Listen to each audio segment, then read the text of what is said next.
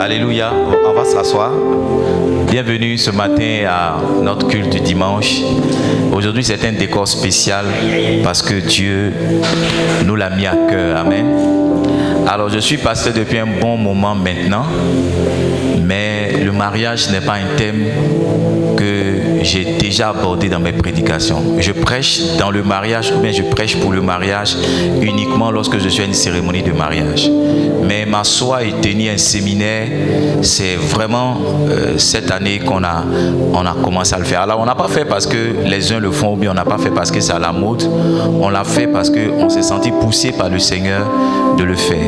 Et nous sommes encouragés par les témoignages qu'on reçoit, ça et là. Ce vendredi encore, quelqu'un est rentré dans mon bureau et m'a dit: papa, merci, parce que depuis qu'on a commencé l'école de mariage, il y a eu de l'amélioration dans ma relation avec mon conjoint.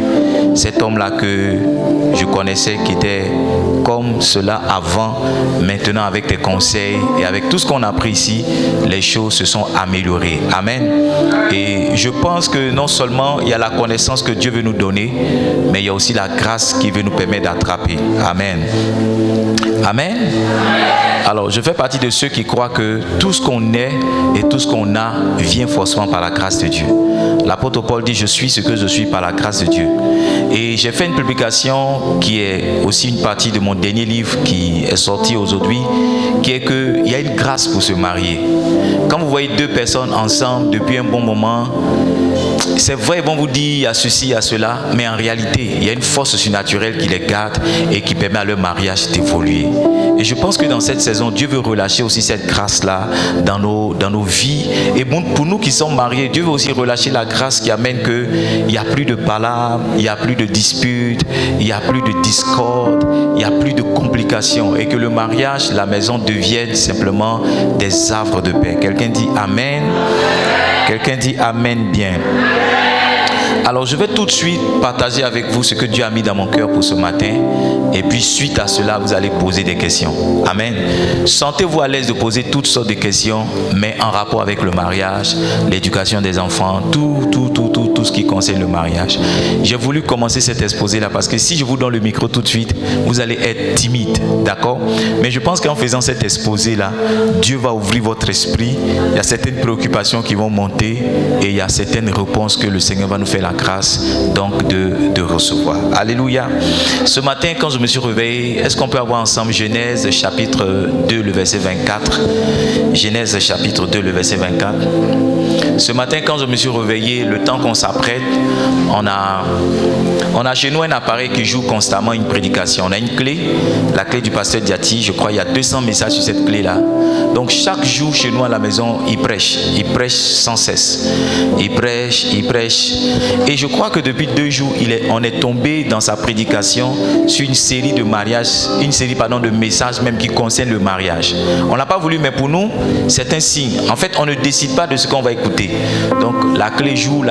Et puis un moment, on décide d'écouter quelque chose et puis on sent que la chose qu'on écoute nous intéresse. Et ce matin, c'est étrange, mais la série de messages sur laquelle nous sommes tombés, ou la série de messages qu'il a abordé, ça parle aussi du mariage. Amen. Et pendant que j'entendais l'homme de Dieu parler et que je m'apprêtais, Dieu a ouvert mon esprit sur quelque chose. Dieu m'a dit: on vit le mariage, mais on le vit dans 4 grandes saisons. Est-ce que quelqu'un peut noter ça? On vit le mariage, mais on le vit dans combien? 4 grandes saisons. On vit le mariage dans 4 grandes saisons. Et je cherchais à comprendre, parce que vous savez, quand le Saint-Esprit vous parle, il doit attester ce qu'il vous dit toujours par la parole de Dieu. Il doit confirmer ce qu'il vous dit par la parole de Dieu. Et pendant que je cherchais, Seigneur, comment je peux expliquer cela? Il m'a dit: prends ce verset, Genèse chapitre 2, verset 24. Il dit: c'est pourquoi l'homme quittera son père et sa mère et s'attachera à sa femme et ils deviendront une seule chair. Et la première saison de mariage, ou bien la première saison que l'on vit dans le mariage, amen, c'est ce que j'appelle la saison de l'adaptation. La saison de quoi? La saison de quoi? La saison de quoi? Alors, dans cette saison-là, il est question de quoi? Il est question, comme le nom le dit, de s'adapter.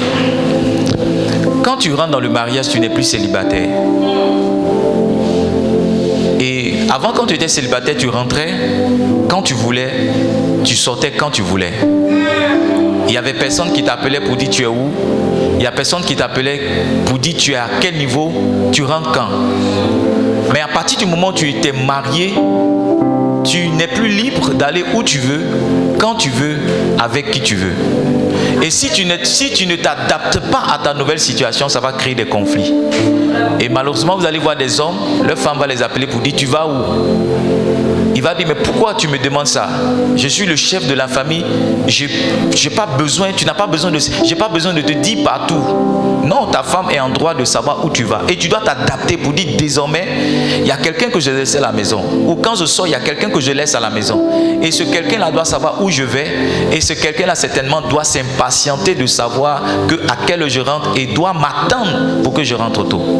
D'accord? Ça c'est un point de l'adaptation. Et si tu n'arrives pas à adapter ton calendrier et ton temps à cette nouvelle situation, tu seras toujours en conflit. Je te dis, tu ne peux pas te lever, disparaître, aller une semaine quelque part, aller 2 semaines quelque part, même avec la libye du travail. Tu ne peux pas. Parce que maintenant, tu n'es plus célibataire. Il y a quelqu'un qui t'attend à la maison. En fait, tu allais prendre l'enfant de quelqu'un et puis tu l'as amené chez toi. Donc, tu ne peux pas l'abandonner, dis non, tu es libre de faire ce que tu veux. Est-ce que je peux préciser quelque chose? Dans le mariage, on n'est pas libre. Il faut écrire. Non. Dans le mariage, on n'est pas libre. Si tu veux être libre dans ton mariage, ça va pas marcher. Ça va pas marcher. Alors, certaines femmes doivent savoir, avant, quand tu étais jeune fille, tu te levais, tu partais. Tu as un anniversaire ici, tu disparais. Tu as un baptême ici, tu disparais. Tu as un mariage ici, tu es demoiselle d'honneur. Souvent même tes parents, tu ne leur dis même pas où tu vas, tu t'en vas. Mais à partir du moment où tu rentres dans un foyer, regarde, ton nom même a changé. On ne t'appelle plus Sabrina ou bien Safrina. Mais sur le nom que ton papa t'a donné, il y a le nom de quelqu'un qu'on t'a ajouté. Ça veut dire que deuxièmement, tu appartiens à quelqu'un d'autre. Et si tu appartiens à quelqu'un d'autre, tu ne peux pas te lever, aller où tu veux, sans sa permission ou sans son information. Il y a beaucoup de femmes qui se heurtent à cela parce qu'elles veulent être libres dans le mariage. On n'est pas libre dans le mariage. Ça ne marche pas. Tu dois avoir la permission de ton mari pour là où tu vas, pour ce que tu vas faire, pour ce que tu veux faire. Je vais peut-être vous choquer, mais quelquefois même tu dois avoir la permission de ton mari pour la carrière que tu veux emprunter. Oui. Est-ce que vous me suivez? Donc, dans tout le chapitre de l'adaptation, c'est simplement un point que j'ai étudié. Un point, par exemple, que je peux vous exprimer et je peux vous donner, c'est, vous savez, chacun de nous rentre dans le mariage avec une éducation. Est-ce que vous comprenez? Et il y a des femmes qui ont été éduquées comme des hommes. Il y a des hommes qui ont été éduqués comme des femmes. Par exemple, chez toi à la maison, chez ta maman, tu lavais les assiettes. Tu es un garçon, mais ta maman a toujours insisté pour que tu laves les assiettes. En fait, ta maman n'a pas eu de femme. Est-ce que tu comprends? Donc, laver assiette, ça fait partie de ton travail. Amen. Et quand tu rentres dans le foyer, tu dois pouvoir t'adapter. Comment je dis tu dois pouvoir t'adapter? Tu peux pouvoir rencontrer une femme qui veut faire son travail ou bien qui veut faire le ménage. Et toi, tu es pleinement en train d'occuper ça. Tu ne dois plus être le laveur d'assiette par excellence, mais tu dois être le laveur d'assiette par défaut. Ça veut dire maintenant, ça ne doit pas être ton travail à plein temps, mais tu dois le faire quelquefois pour aider ta femme. Je ne sais pas si tu comprends. Donc, tu dois t'adapter. Chacun de nous rentre dans le mariage avec une éducation. Je vous prends un exemple tout simple. Et souvent, j'ai l'habitude d'en parler. Chez nous à la maison, chez ma maman, quand on mange le soir, on lave les assiettes le lendemain. Est-ce que tu comprends? Quand on a mangé à 18h ou à 20h, à 21h, on prend les assiettes, on les dépose dans la cuisine. Et c'est le lendemain matin qu'on les lave. Chez mon épouse, quand on mange, on lave les assiettes le même jour. Les assiettes sales ne tombent pas. Donc quand on rentre dans le mariage, quand on rentre dans le foyer, c'est pour qui on doit choisir? Forcément, on doit choisir pour quelqu'un. Donc, dans l'adaptation, la chose importante à faire, c'est ce que j'appelle les concessions. Tu dois accepter quelquefois qu'on prenne pour ta femme et qu'on laisse pour toi. Tu dois accepter aussi quelquefois qu'on prenne pour ton mari, qu'on laisse pour toi. Si vous ne trouvez pas le juste milieu, tu dois dire, ok, je vais m'adapter à cette nouvelle situation. J'ai été enseigné à ne pas laisser les assiettes sales la nuit. Mais comme le monsieur là, ça lui pose problème, je vais accepter. Donc dans l'adaptation, c'est des choses qu'on accepte, des choses qu'on n'aime pas, des choses qu'on ne veut pas, des choses auxquelles on n'est pas habitué, on les accepte dans le seul objectif de faire réussir le foyer. Ceux qui ne réussissent pas l'adaptation, vous allez les voir, ils sont toujours en train de se disputer. Ils se disputent sur la couleur des rideaux, ils se disputent sur la couleur des nappes, ils se disputent sur le savon qu'on doit prendre pour se laver, ils se disputent sur l'école que les enfants doivent fréquenter, ils se disputent. Moi, je n'ai pas fait la maternelle. Moi, j'ai fini de jouer à la marraine et puis je suis allé au CP1. Tu comprends? Mon épouse a fait la maternelle. Donc quand on a nos enfants, c'est quoi est-ce qu'on prend? Est-ce qu'on prend la maternelle ou bien on ne prend pas la maternelle? Parce que moi, je n'ai pas eu besoin de faire la maternelle, mais j'ai réussi. Elle a fait la maternelle, elle a réussi. Donc c'est pour qui on choisit? Est-ce que moi j'accepte que les enfants restent à la maison et à 5 ans on les envoie au CP1? Ou bien je prends sur moi de payer 100 000, 100 000, 100 000 pendant 3 ans pour chacun de mes enfants, ça me fait pratiquement 1 million pour les 4 que j'ai, sans compter le transport. Tu vois? Mais l'adaptation veut que je fasse une concession. C'est vrai, moi je ne suis pas là à la maternelle, mais si mon épouse pense que ça peut réussir aux enfants, ok, on va accepter ce qu'elle dit et puis on va avancer. La Bible dit c'est pourquoi l'homme quittera. L'adaptation, c'est le fait de quitter. Laisser quelque chose à laquelle tu as toujours été habitué. Laisser une ancienne manière de faire. Laisser une manière de manger. Même abandonner même quelquefois des plats. C'est pas évident aujourd'hui, c'est pas évident que tu épouses une femme qui est de la même région que toi. Tu comprends? Toi, tu as été habitué à manger attiqué sauce graine comme moi tous les dimanches. Est-ce que tu comprends? Mais ta femme connaît pas attiqué sauce graine. Connaît même pas attiqué. Donc quand tu maries cette femme-là, est-ce que tu vas lui imposer ton régime alimentaire ou bien tu vas t'adapter à ce qu'elle va te proposer? Tu réponds quoi? Tu vois, quelquefois les conflits viennent dans le foyer parce qu'on veut que souvent les gens veulent que leur femme soit comme leur maman. Et souvent tu ne sais pas, mais quand tu parles, tu dis non, tu ne fais pas comme ma maman. Ou bien tu dis chez ma maman là. Ou bien tu dis chez nous là. Ou bien quand on était petit là. Quand je vivais chez mes parents. Quand quelqu'un parle comme ça, ça veut dire qu'il ne s'est pas encore adapté. Il ne s'est pas encore adapté. C'est peut-être parce qu'on est en Afrique encore, tu mesures pas le poids de ce que je dis. Mais si Dieu fait grâce que ton épouse et toi, vous allez en Europe, tu ne vas pas demander à ton épouse de piler foutu tous les jours. Tu ne vas pas lui demander que tu vas manger sauce graine et tout ce qu'on trouve ici tous les jours. Il n'y en a pas là-bas. Quand il y en a, c'est rare et c'est très cher. Tu vas t'adapter à manger des haricots verts avec un œuf et un morceau de pain pour dormir. Tu vas t'habituer à manger des spaghettis à la bolognaise et beaucoup d'autres plats vont rentrer. Tu vois, les Africains souffrent en Europe parce qu'ils ne savent pas s'adapter. Ils n'aiment pas s'adapter. Et pour nous qui sommes les sudistes et les Hébriers, on ne va pas très loin parce qu'on ne sait pas s'adapter. Les Hébriers, ils sont très attachés à leur manière de s'habiller, à ce qu'ils mangent. Donc, aller loin, ça ne les arrange pas parce qu'ils ne vont pas s'adapter. J'ai envoyé ici quelques membres de nos familles respectives qu'on a pris au village, mais qui n'ont pas réussi à s'adapter parce que notre style de vie, notre manière de vivre, ça ne les arrange pas. Donc, nous, on est une famille, on ne reçoit pas de visite parce que les gens ne savent pas s'adapter. Donc, retenez, je ne serai pas long parce qu'on a beaucoup de questions. On va prendre des questions. Il y a beaucoup d'étapes. Mais retenez que dans la première étape de l'adaptation, il y a quelque chose que tu dois quitter. Et il y a quelque chose d'autre que tu dois accepter. J'ai dit quoi? Il y a quelque chose que tu dois quitter. Il y a quelque chose que tu dois accepter. Les enfants sont là, je ne parlerai pas sur le plan sexuel, mais les gens ont les habitudes sexuelles. Je ne sais pas si tu comprends. Je vais parler en gros pour ne pas choquer les enfants. Mais tu peux avoir une certaine habitude sexuelle. Mais quand tu rentres dans le foyer, celui que tu trouves dans le mariage, il a d'autres habitudes sexuelles. Il y a des femmes qui n'aiment pas qu'on les embrasse. Vous êtes calme. Il y a des femmes qui n'aiment pas que quelqu'un, qui ne supporte pas que quelqu'un prenne sa bouche pour mettre sa bouche dans son esprit, elle ne peut pas. Mais toi, tu as marié un homme, lui, c'est ce qu'il aime. Non seulement il aime embrasser, mais il aime embrasser devant les gens.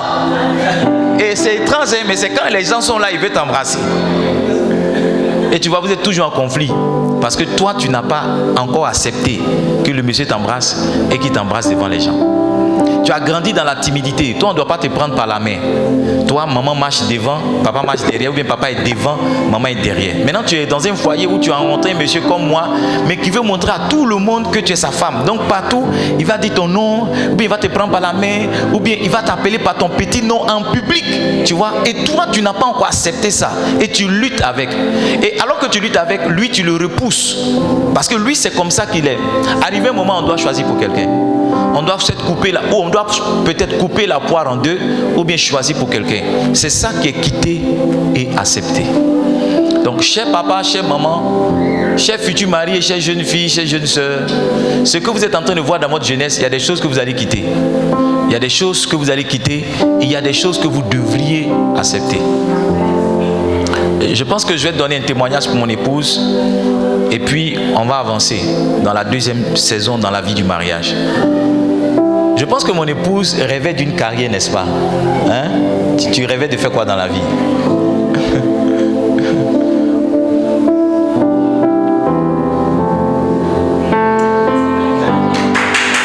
Alors, je pense qu'elle rêvait d'une carrière. Elle va le dire.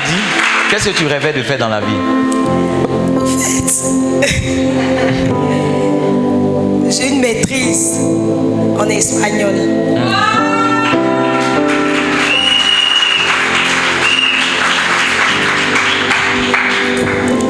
Donc moi, j'ai dit, j'allais avoir la maîtrise pour passer un concours de l'ENS, rentrer à l'ENS pour devenir conseiller d'orientation. Voilà. Ça, c'était ton rêve? Oui. Ça, c'était ton rêve. Et qu'est-ce qui s'est passé? Bon, ce qui s'est passé, c'est que après plusieurs tentatives de concours qui n'ont pas marché, le Seigneur me...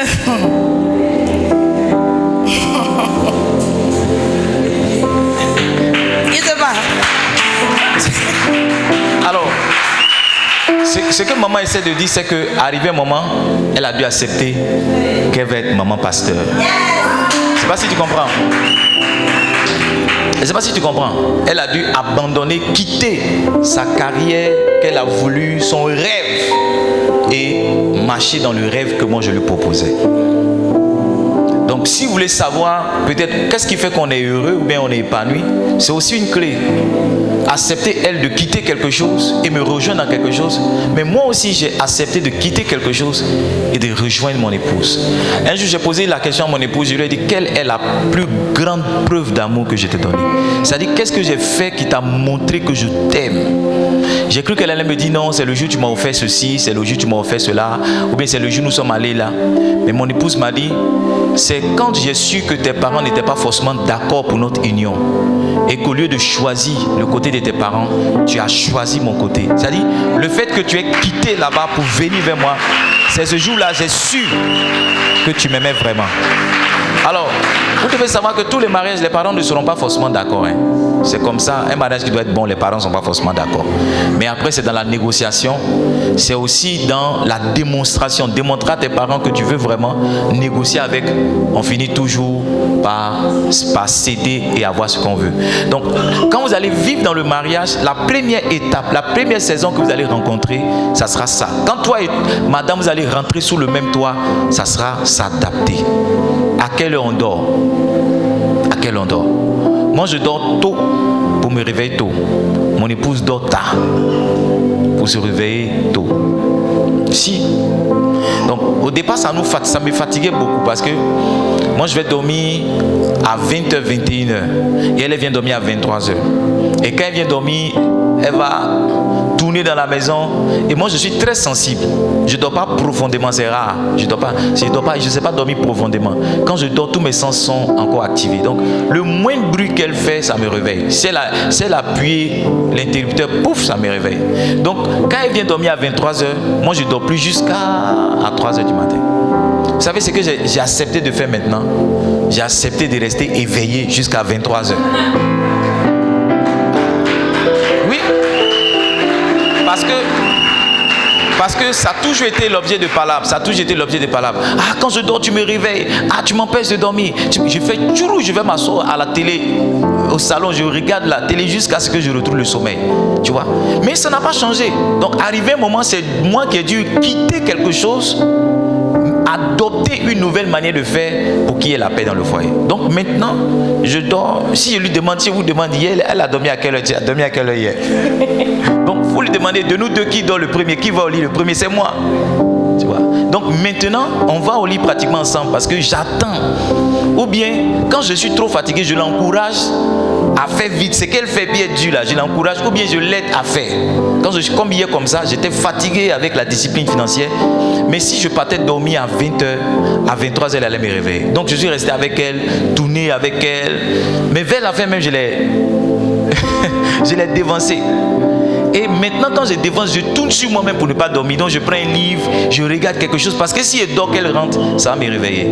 Donc, j'ai accepté une nouvelle heure de sommeil. C'est pas facile, mais je suis obligé de faire avec. Sinon, il y aura palabre dans le foyer. La deuxième saison, est-ce que vous avez aimé cette partie?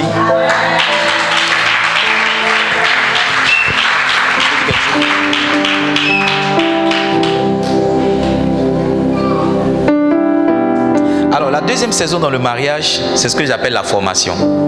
La quoi? La formation, c'est quoi? Vous devez savoir que tous les mariages sont des cas d'école. Ce qui réussit avec maman et moi ne va pas forcément réussir avec toi. Tu comprends, non? Il ne faut pas aller dire à ton mari que non, chez nous, là, c'est le pasteur qui a décidé de dormir à 23h. Donc, toi aussi, il faut décider de dormir à 23h. Ça ne va pas forcément marcher avec vous. Tu comprends? Peut-être que dans ton mariage, c'est toi qui dois accepter de dormir à 20h. Est-ce que tu comprends ce que j'ai en train de dire? Donc, tous les mariages sont des cas d'école. Il y a des principes qu'on enseigne, mais il ne faut pas forcément vouloir que son mariage soit la copie conforme du mariage de quelqu'un d'autre. Parce qu'on a des tempéraments différents, on a des caractères différents, on a des visions différentes. Donc, dans la deuxième saison de votre mariage, vous allez comprendre comment votre mariage fonctionne. La formation, tu dois apprendre comment ta femme fonctionne, comment ta femme est, comment ça se passe dans ta belle famille. Parce que tu sais, quand tu es en pointage et quand tu es en fiançailles, tu ne vois pas tout ça. Tout ce que tu vois, c'est le prince charmant, c'est la princesse charmante que tu veux marier. Mais une fois que vous rentrez dans le mariage, il y a des choses que tu découvres. Par exemple, tu dois t'adapter au fait que ton mari ronfle. Oui. Quand il t'invitait à manger poulet, tout ça, tu n'as jamais vu dormir. Donc tu ne sais pas qu'il ronfle. Tu dois t'adapter au ronflement. Toi, tu n'aimes pas les ronfleurs. Alors que celui que tu as marié, il ronfle. Tu dois t'adapter au fait que ta femme bave quand elle dort. Oui, quand elle dort, il y a la salive qui sort de sa bouche et qui vient. Qu'elle enlève sa perruque, qu'elle enlève son maquillage, quand tu la regardes, c'est comme si tu as été trompé dans le choix. Parce que c'est pas la belle fille là que tu as mariée, c'est une autre dame. Et souvent même, elle ronfle. Tu comprends, non? Maintenant, quand tu es en train de t'adapter, tu dois te former. Former pour savoir comment est-ce que je peux sortir de là. Comment est-ce que je peux faire. Comment. Mon épouse, maintenant ça cesse un peu, mais mon épouse, ouais, elle a la voix cassée. Parce que elle crie plus qu'elle ne parle. Donc quand mon épouse parle, elle hausse la voix pour parler. Donc si vous ne la connaissez pas, vous allez avoir l'impression qu'elle crie sur vous. Vous aurez l'impression qu'elle aime parler. Vous aurez l'impression qu'elle est compliquée. Et moi j'avais cette impression au début de mon mariage. Mais en essayant de comprendre, un jour je l'ai observée en train de discuter avec sa maman. Et j'ai vu que sa maman parle comme elle. Et donc j'ai commencé à remarquer ses cousines aussi. Quand elles parlent dans leur famille, elles crient. Donc si elles sont en train de causer, tu vas penser qu'elles sont en train de faire parler. Et même si tu dis non, parlez doucement, on dit non, il n'y a rien, on est juste en train de causer. Et tu vas dire, mais vous ne pouvez pas causer doucement, tu vois. Donc j'ai appris que dans leur maison, c'est comme ça. Donc maintenant, avant, quand elle parlait, qu'elle haussait le voix, je dis, il ne faut pas crier sur moi. C'est comme ça que j'ai réalisé. J'ai dit, non, quand je te parle, il ne faut pas crier sur moi. Et puis elle dit, non, je ne crie pas. J'ai dit, mais comment tu ne cries pas? Et puis tu es en train de... Tu vois, maintenant, quand ça vient... Maintenant, ça vient de moins en moins. Mais les rapports, ça vient. Quand ça vient, je dis, non, parle doucement. Tu vois, je ne me fâche pas. Avant, je me fâchais parce que je ne savais pas. Donc, dans cette deuxième saison de votre mariage, vous devez apprendre. Qu'est-ce que ton mari aime? Peut-être que quand tu pointais sur la go, elle te faisait croire qu'elle aimait frites poulet. C'est pas parce qu'elle aimait ça, c'est parce qu'elle voulait juste manger. Ses copines parlaient de ça, mais elle voulait. Mais tu peux, une fois dans le mariage, découvrir que ta femme, en fait, c'est garba, elle aime. Je ne sais pas si tu comprends. Voilà. Dans cette deuxième saison-là, tu dois chercher volontairement à découvrir qu'est-ce que ton mari aime. Tu dois chercher à découvrir qu'est-ce qui va faire le succès de ton mariage. Tu dois poursuivre les clés et les principes qui vont vous aider à réussir votre mariage. Et les histoires comme, les choses comme les séminaires de mariage, les livres sur le mariage, des formations sur le mariage, des écoles de mariage comme ça, ça doit t'intéresser. Et tu ne dois pas aller seul, tu dois aller avec ton conjoint. Et moi, je vous assure qu'une chose qui nous a beaucoup aidé dans notre mariage, au stade où on est toujours en train de construire notre mariage, mais le résultat qu'on a, ce n'est pas venu par la prière. Le pasteur Diati nous disait ce matin quand on l'écoutait, ils disent que c'est une fausse espérance de croire que le mariage se rétablit par la prière. Non, on ne prie pas pour que son mariage soit heureux. Et il y a des instructions, il y a des clés qu'on pratique exactement dans son mariage pour avoir le retour de son mariage. Je vous donne un témoignage et puis j'avance. Au tout début de mon ministère, j'ai rencontré une femme. Son mari l'avait abandonné, il était allé vivre avec une autre femme. Et dans une autre ville, il l'a abandonné dans une maison inachevée et il est parti vivre à une autre femme.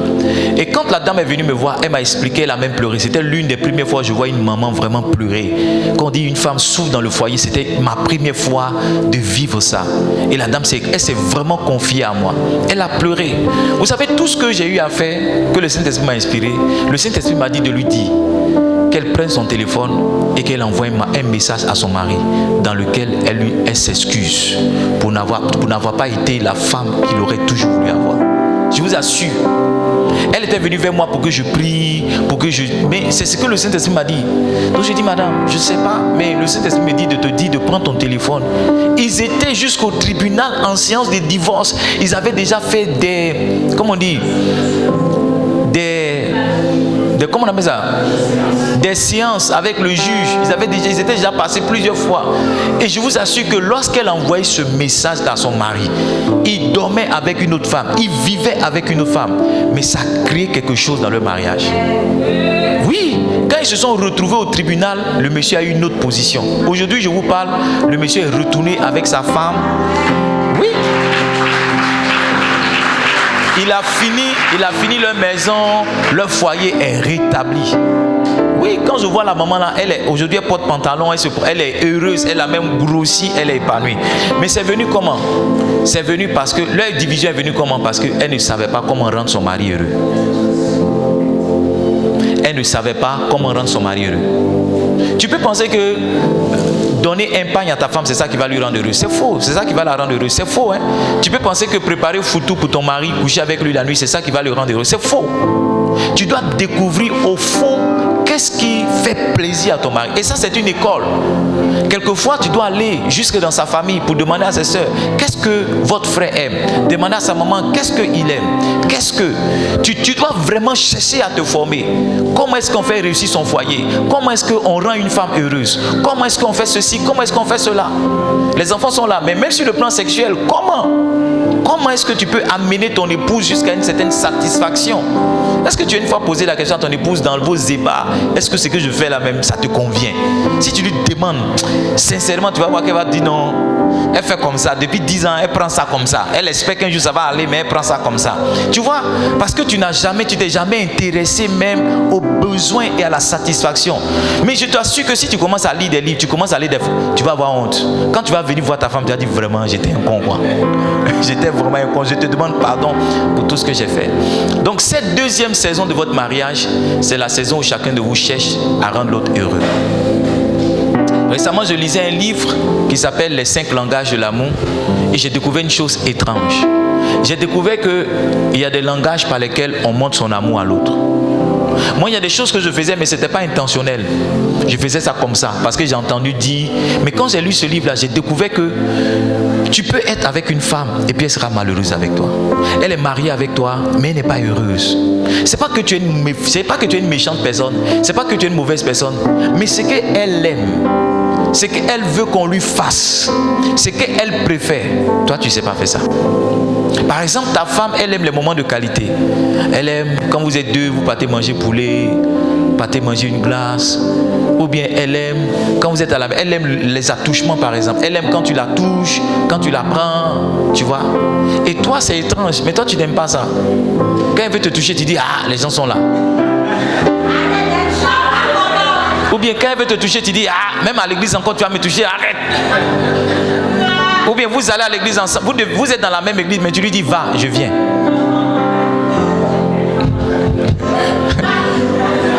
Je ne sais pas si tu comprends. Ça fonctionne aussi avec les hommes, mais c'est pareil.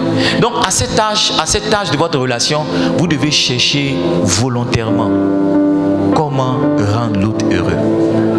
Et si tu n'arrives pas à faire, il faut appeler ton mari, tu appelles ta femme. Tu dis, qu'est-ce que je peux faire pour te rendre heureux? Qu'est-ce que tu attends de moi en tant que femme? Qu'est-ce que tu attends de moi en tant qu'époux? C'est ça qui est... Il quittera son père et sa mère et s'attachera. Une femme s'attache à son homme lorsque l'homme a découvert comment il peut la rendre heureuse. Un homme s'attache à sa femme lorsque sa femme a découvert comment elle peut le rendre heureux. Je vais vous donner quelques raisons pour lesquelles il y a de l'infidélité quelquefois. Il y a de l'infidélité dans les foyers parce que celle qui est à la maison n'arrive pas à rendre l'autre. En fait, il y a quelqu'un qui est dehors qui fait ce que l'autre là aime. Simplement. Il fait ce que l'autre aime. Je ne crois pas qu'un homme volontairement dans son cœur veuille décider d'être infidèle. Parce que derrière l'infidélité de l'homme, il y a quelque chose qu'il recherche. Tu es d'accord avec moi? Parce que tu es d'accord avec moi que s'il avait trouvé la chose, il ne serait pas allé ailleurs. S'il avait trouvé la chose, il serait... Donc, s'il va ailleurs, ça veut dire qu'il y a quelque chose qu'il recherche. Et tu dois t'intéresser pour savoir qu'est-ce qu'il recherche. Pour savoir qu'est-ce qu'il recherche. Je vais vous partager une histoire que j'ai connue dans le monde. J'avais un ami qui est en relation avec une fille qu'il a dotée. Mais il avait une relation à côté. Et c'est étrange, la femme qui l'a dotée, j'ai vraiment aimé sa maturité. Elle n'a pas fait par là, elle n'a pas fait ceci. Vous savez ce qu'elle a décidé de faire? Elle a décidé d'enquêter sur celle que son mari fréquentait. Pour savoir qu'est-ce qu'elle a, et puis son mari s'en va. Et donc elle a commencé à se renseigner. Elle a même commencé à la fréquenter. Oui, elle a même commencé à dire, elle sait que c'est la copine de son mari, mais elle a mis une forme d'amitié pour savoir. Et je vous assure, au bout d'un moment, elle a commencé à copier là. Elle a commencé. Et une chose que son mari a découvert une fois, c'est qu'on était en train de faire baptême. Et il a vu chaîne au rein de sa femme. Et puis quand il a vu, il a crié. Hey! Il était tellement content. Il dit, ah! Hey! Où tu as pris ça? Il était heureux. Et sa femme a copié. Sa femme a vu que l'autre femme là, elle porte chaîne en or sur ses reins. Donc elle dit, ah, c'est ce que le gars là aime. Donc elle aussi elle a mis chaîne. Je vous assure que le gars là, il a laissé anniversaire là. Je ne sais pas en train de dire qu'il faut aller porter chaîne forcément. Mais elle a dit, mais si elle portait qu'il doit aimer ça. Donc elle a décidé de faire. Et je vous assure que ça a aidé le monsieur. Ça l'a vraiment aidé dans sa relation. Au bout d'un moment, l'autre là n'a plus eu son sens. Et puis, elle-même elle a compris qu'elle n'était plus importante. Elle a disparu. Donc, cet âge, cette saison de votre mariage, chacun d'entre vous doit chercher comment je peux rendre l'autre heureux. Qu'est-ce qui plaît à l'autre? Moi, j'aime quand mon épouse s'assoit pour me regarder manger. Oui, j'aime ça. J'aime ça. Pas qu'elle s'assoit pour me regarder manger, mais j'aime quand mon épouse s'occupe de moi. J'aime quand mon épouse s'occupe de moi. Et au début de notre relation, ma belle-mère vivait avec nous. Elle me servait comme un roi, comme un chef. C'est comme ça qu'on fait. Hein? Ton mari, c'est le chef, tu mets sa table. C'est pas comme ça qu'on fait souvent. Donc moi, je mangeais tout seul. C'était bon, mais j'étais pas heureux. Jusqu'à ce qu'un jour, j'ai le courage pour dire, à partir d'aujourd'hui, tu manges avec moi, tu manges plus avec ta maman. Que c'est moi que tu as marié, c'est pas ta maman que tu as marié. Et donc c'est comme ça qu'on a commencé à manger ensemble. Manger ensemble, manger ensemble. Et moi j'aime ça. J'aime quand je suis là et puis mon épouse s'occupe de moi. Tu comprends? Mais si je lui ai pas dit ça, elle va penser que le fait de mettre la nourriture là, ça suffit. Je devrais être content pour ça. Non, ça suffit pas. Il y a autre chose. Mettre la nourriture même, c'est pas ça que je veux. Ce que je veux, c'est manger avec toi. C'est-à-dire même si c'est l'eau qu'on doit boire, mais si on boit tous les deux, ça aura un autre sens que si je dois manger caviar moi seul. Est-ce que vous comprenez? Est-ce que vous comprenez? Alors, donc je vous encourage, vous qui êtes mariés, vous qui ne l'êtes pas encore, lorsque vous le serez, à chercher comment est-ce que vous pourrez rendre votre conjoint heureux. Vous devez vous former. Il n'y a pas une école de mariage. On apprend le mariage en copiant nos parents. Et puis en lisant des livres, en faisant ceci. Et si on n'a pas eu la grâce d'avoir des parents modèles dans le mariage, on rentre dans le mariage avec un faux modèle. Et c'est vraiment compliqué. La troisième saison que vous allez vivre dans votre mariage, c'est ce que j'appelle la construction. La quoi? La quoi? Il dit, il quittera son père et sa mère et ils feront quoi? Ils feront quoi? Non, il quittera son père et sa mère. Il s'attachera, c'est ça? Et ils feront quoi? Ils deviendront Le verbe devenir implique des changements, des métamorphoses. Quelque chose qui devient, c'est quelque chose qui se construit. Amen. Et cette saison de ce mariage, quand vous êtes adapté, quand tu as découvert ce que ta femme aime, ce que ton mari aime, maintenant tu dois chercher à construire ton mariage. Quand je dis construire ton mariage, ça veut dire volontairement il y a des choses que tu vas faire, volontairement il y a des choses que tu ne vas pas faire. Tu vas amener ton mariage à devenir quelque chose que tu veux, à devenir un modèle, un plan que tu as eu. Tu vas entraîner ton mariage vers ça. C'est ça qui est la construction. Dans la saison de la construction, suivez-moi ici, tu vas aider ta femme à devenir ce qu'elle veut devenir. Tu vas aider ton mari à devenir ce qu'il doit devenir. Et je vous assure que moi, ma femme m'aide beaucoup dans ce que je fais. Ma femme m'aide à devenir un bon pasteur. Ma femme m'aide à devenir un bon leader. Ma femme me construit. Elle me construit par le caractère qu'elle a. Elle me construit aussi par les choses qu'elle m'aide à faire, par les choses qu'elle accomplit. Quand je fais la conférence sur la discipline financière, c'est elle qui vous appelle, c'est elle qui fait ça.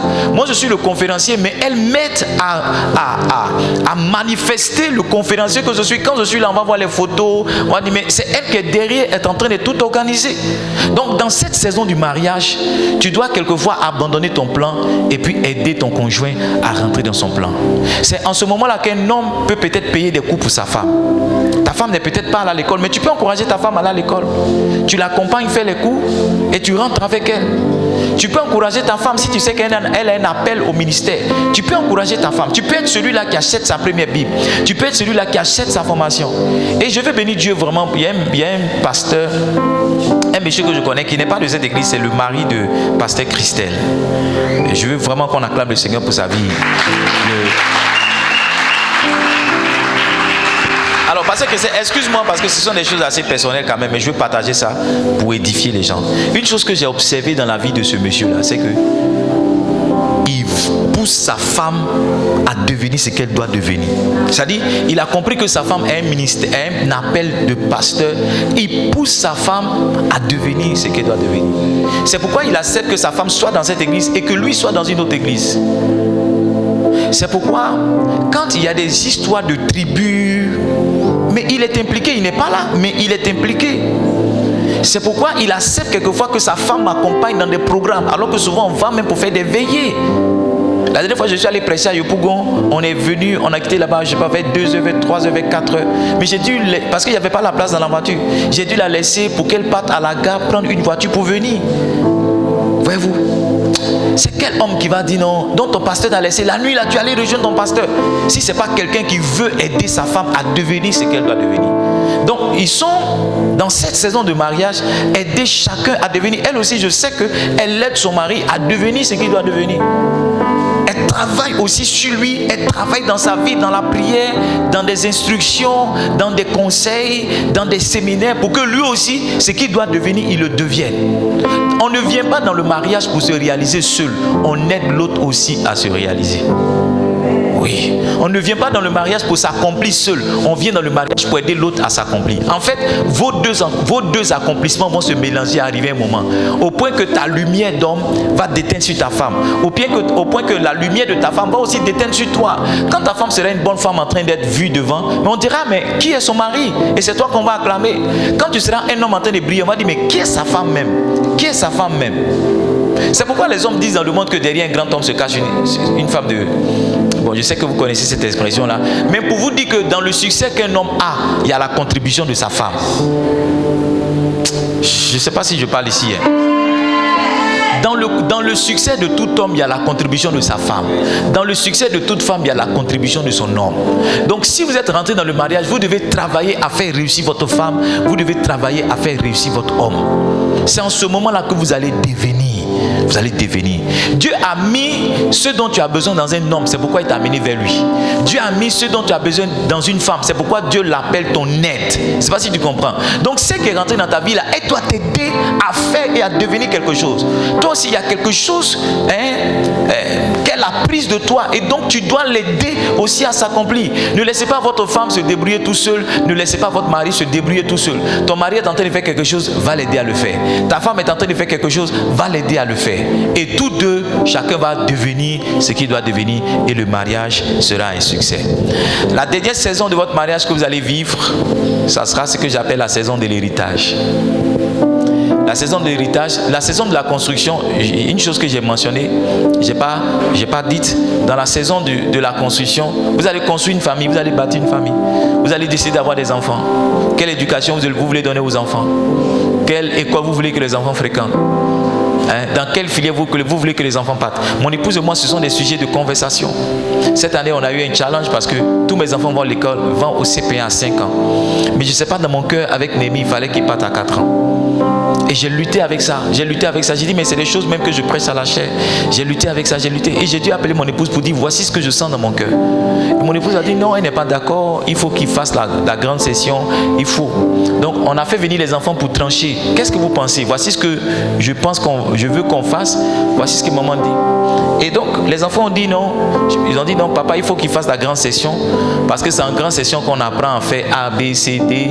C'est en grande session qu'on apprend à compter 1, 2 jusqu'à 20. Donc, les enfants partaient dans le sens de maman. Donc, j'ai dit, bon, appelez Néhémie lui-même.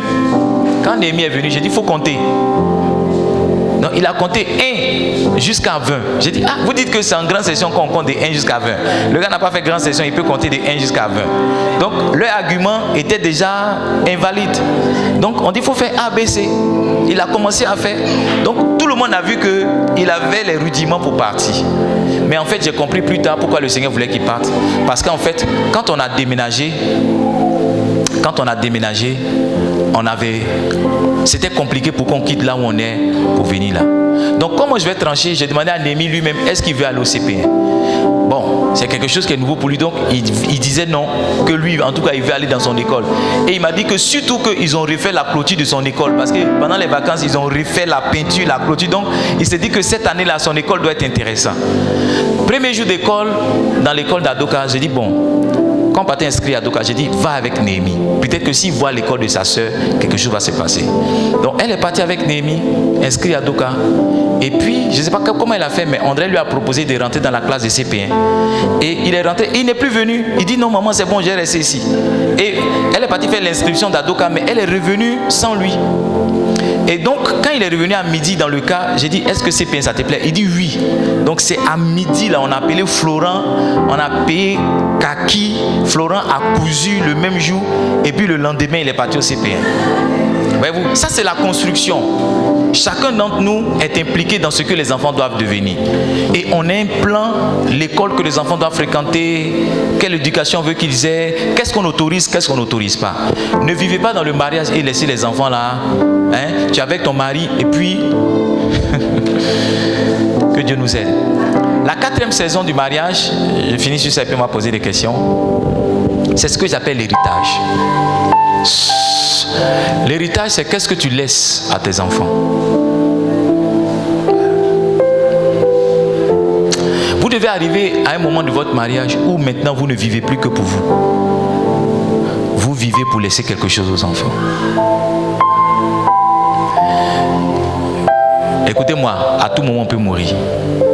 Et regardez comment autour de nous, des familles ont été disloquées parce que des parents ont vécu ne pensant pas qu'un jour ils allaient partir. Ça veut dire que vous êtes tellement heureux dans le mariage, vous êtes tellement construit, vous êtes tellement adapté que maintenant, il n'y a plus que vous deux. Il y a aussi les enfants. Qu'est-ce qu'on fait pour les enfants? Qu'est-ce qu'on laisse aux enfants? Qu'est-ce qu'on accomplit pour les enfants? Qu'est-ce qu'on réalise pour les enfants? Dans l'héritage, c'est quel modèle même de mariage on va donner à nos enfants? Parce que le type de mariage qu'on a, c'est copié d'abord sur le mariage de nos parents. Beaucoup d'hommes qui frappent leurs femmes, leur papa frappait leur maman. Si. Beaucoup d'hommes qui frappent leurs femmes, allaient demander, leur papa même frappait leur maman. Donc pour eux, la manière de faire passer un message à sa femme, c'est avec les poings. Donc, ça veut dire que si vous, volontairement, vous ne travaillez pas pour donner un bon modèle à vos enfants, ils vont hériter de vous un faux modèle de mariage. Il y a des enfants même qui ne vont pas croire au mariage. Il y a des hommes qui décident d'être des femmes parce que quand ils voient comment leur papa a souffert, ou bien leur maman a souffert dans le mariage est quelque chose qu'il ne veut pas faire. Je connaissais un jeune homme, son papa a abandonné sa maman. Son papa a abandonné sa maman. Donc, lui ne croit pas qu'un homme peut être heureux avec une femme. Il ne croit pas ça. Donc lui, il veut vivre simplement, il vit sa vie. Parce que son papa ne s'est pas évertué à bâtir un bon foyer pour l'aider lui, lorsqu'il va grandir, à avoir une référence. Il n'a pas aidé. Donc à ce niveau-là, ça veut que ça implique que vous ne vous disputiez pas devant les enfants. Ça implique que vous ne criez pas devant les enfants. Ça implique que vous ne vous battiez pas devant les enfants. Ça implique même que vous cachez votre nudité aux enfants. Ne soyez pas dans la chambre en train de faire des choses et puis votre chambre n'est pas fermée à clé. Parce que si un enfant rentre, qui vous voit dans cette position, il sera choqué à vie. Il sera choqué toute sa vie. Et il y a une forme d'honneur qui va enlever sur vous. Et il va vivre avec vous dans la maison comme un étranger. Il y a certains enfants qui ont un caractère bizarre avec leurs parents, mais leurs parents ne se sont pas interrogés pour savoir à partir de quand c'est venu. Souvent l'enfant est tombé sur quelque chose. Il ne t'a pas dit, mais il est tombé sur quelque chose. Sur quelque chose. Ton enfant peut voir les portables de ta maîtresse dans ton téléphone. Le téléphone là, tu lui donnes pour il peut voir. Il peut voir les messages que tu envoies à ta maîtresse. Mais il ne te dit pas que tu as fait ça parce que tu es son papa. Mais à partir de ce moment-là, il ne te considère plus comme un papa. Et quand tu parles, même quand il ne peut pas te répondre, tu sens qu'il est rebelle à ce que tu dis. Mais un jour viendra, il va te répondre. Il ne te dira pas à partir de quand il a commencé à se rebeller. Mais il y a quelque chose qu'il a vu. Donc vous devez vivre dans le mariage avec la conscience qu'il y a quelque chose que vous devez transférer à vos enfants. Il y a quelque chose que vous devez donner à vos enfants. Je parle de bien, mais je parle aussi de valeur. Je parle de bien, mais je parle aussi de grâce. Si vous ne les donnez pas, ça, c'est pas bon. C'est pas bon. La dernière chose que je dis dans l'héritage, c'est que vous allez arriver forcément à un moment de votre mariage, quand vous avez réussi les 3 premières étapes, où les gens vont vous solliciter. Non, je veux que tu sois mon témoin, je veux que tu sois ma marraine, je veux que tu pries pour mon mariage. Pourquoi? Parce que les gens ont vu en vous quelque chose qu'ils souhaiteraient avoir. Ils ont vu des modèles. Quelqu'un va dire, ah maman, je veux que tu sois mon témoin. Il ne faut pas refuser. Parce que tu as plus ou moins réussi pour toi, qui fait que les autres maintenant pensent qu'ils doivent recevoir. Donc, tu dois atteindre un âge dans ton mariage où maintenant tu vis pour aider les autres aussi à savoir ce que tu sais, à faire ce que tu fais pour que leur mariage aussi puisse réussir. Je pense que ma femme et moi, on est dans cet âge-là aussi. Où, avec les conseils qu'on vous donne, les choses avancent dans vos foyers. Ou les conseils qu'on peut donner à d'autres personnes, les choses aussi avancent. Je vous assure que si on n'avait pas réussi les premières étapes, on est toujours en train de se construire, on est toujours en train de chercher, on est toujours dans ces étapes-là. Mais si on n'avait pas passé un certain cap, il y a des conseils qu'on ne vous aurait pas donnés. Il y a des choses qu'on n'aurait pas dites. Il y a des choses qu'on n'arriverait pas à faire. Par exemple, tu vas aller voir ta copine, ah mais mon mari a fait ça, va dire, oh laisse-le prendre des affaires, va-t'en. C'est un conseil qu'elle te donne. Mais sauf que pour ne pas maîtriser le mariage, connaître un certain nombre de choses, ce n'est pas un bon conseil qu'elle te donne. Et quand toi tu vas, elle est mariée quelqu'un qui fait pire, mais elle est toujours là. Parce que entre le moment où tu es parti et le moment où elle s'est mariée, elle a appris qu'on ne disparaît pas comme ça. Je ne sais pas si tu comprends. Je ne sais pas si tu comprends. Je finis avec cette histoire-là, puis on pose des questions. Une fois, j'étais dans un cas, et il y a 2 dames qui étaient devant moi. Elles étaient en train de causer. Et puis, chacune expliquait à son mari, chacune expliquait à sa copine le comportement de son mari. Il y a une qui semblait être dure. Non, il ne faut pas accepter ça. Il ne faut pas faire ça. Il ne faut pas faire ça. Et à moi-même, parce qu'il était très tard. Il était, on dirait 23h. Moi, je partais d'un programme. Elle dit, à moi, mais j'entends d'entrer. Est-ce qu'il a cœur même? Est-ce qu'il a cœur même de me demander? Est-ce qu'il a cœur même? Et à Lièvre Rouge, celle qui semblait être plus calme est descendue. Maintenant, celle qui criait là, son mari l'a appelée. Je vous assure que sa voix a changé. Je vous assure que quand son mari l'a appelé, je me suis dit, mais ça c'est quelle hypocrisie ça. Elle a mis de faux conseils dans les oreilles de sa copine. Et puis elle-même, elle dit, allô, faut pas te fâcher. Je suis pas loin, je suis pas loin. J'ai dit, j'ai failli la toucher comme ça, mais pour dire, mais madame, vous êtes méchante, hein? Elle dit, non, je suis pas loin. Elle a pas. Et puis je sentais que le gars là-bas se plaignait, il criait. Au lieu de faire ce qu'elle a dit à sa copine qu'on fait là, elle est en train de demander pardon. Non, faut pas te fâcher, je suis pas loin. Elle qui disait, est-ce qu'il a quai tout à l'heure là? Quand il a appelé, elle a changé de discours. Livingstone, chers frères et sœurs, chers parents, chers jeunes, je prie que nous tous on rentre dans le mariage pour nous qui n'y sommes pas. Pour nous qui y sommes, je crois qu'on peut toujours travailler à faire réussir son mariage. Il y a des choses qu'il faut savoir. Il y a des choses qu'il faut volontairement appliquer. Il y a des choses qu'il faut faire pour que son mariage réussisse. Que Dieu nous bénisse. Que la main du Seigneur soit sur nos vies. Au nom de Jésus. Amen. Je pense qu'on peut baisser la tête pour dire merci à Dieu pour la parole qu'il a partagée avec nous. Seigneur, nous te bénissons. Nous te rendons la louange pour les choses que nous apprenons, pour les choses que nous entendons. Merci pour cette grande inspiration que tu nous as donnée. Cette grande inspiration que tu m'as donnée. Merci pour ces choses que j'ignorais, ces choses que je ne connaissais pas. Merci de me les avoir enseignées. Merci, Papa, de me les avoir données. Donne-nous, Seigneur, à chacun ici, de bâtir un mariage pour ta gloire. Un mariage que tu as créé. Un mariage qui te plaît. Lève la voix, prie pour ton mariage maintenant. Si tu n'es pas marié, dis Seigneur, fais-moi grâce du mariage.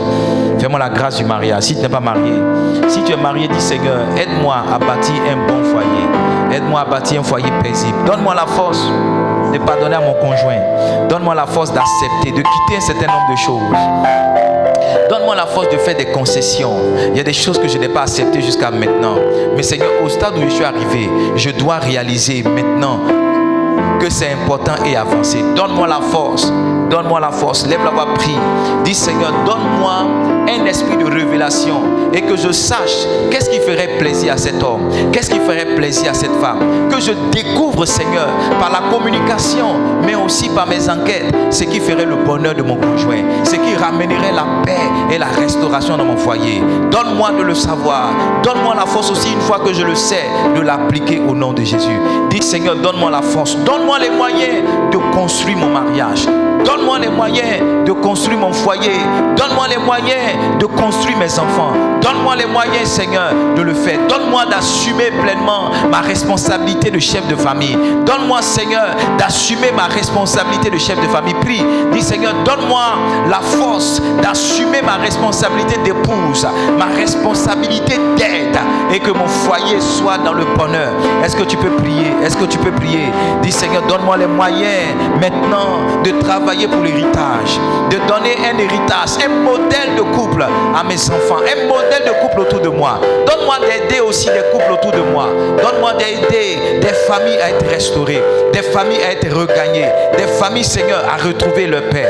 S'il te plaît, Seigneur, aide-moi à le faire au nom puissant, merveilleux et glorieux de Jésus.